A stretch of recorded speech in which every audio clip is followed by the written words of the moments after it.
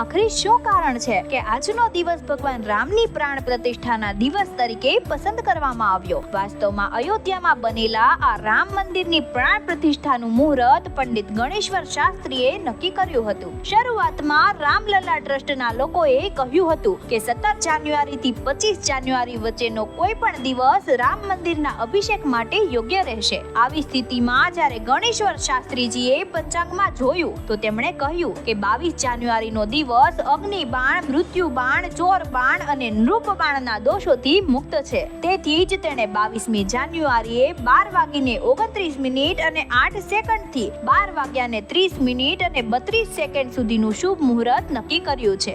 આ ઉપરાંત શુભ યોગો જેવા કે સ્વાર્થ સિદ્ધિ યોગ, અમૃત સિદ્ધિ યોગ, રવિ યોગ પણ 22 જાન્યુઆરીના રોજ છે અને તેમજ મૃગશિરા નક્ષત્ર અભિજીત મુહૂર્ત પણ તે જ દિવસે હશે, જે ખૂબ જ શુભ માનવામાં આવે છે. આ જ કારણ છે કે શ્રી રામનો અભિષેક 22મી જાન્યુઆરીના રોજ કરવામાં આવશે. જો તમે પણ રામ મંદિરના નિર્માણથી ખુશ છો તો ચેનલને સબસ્ક્રાઇબ કરો. જય શ્રી રામ.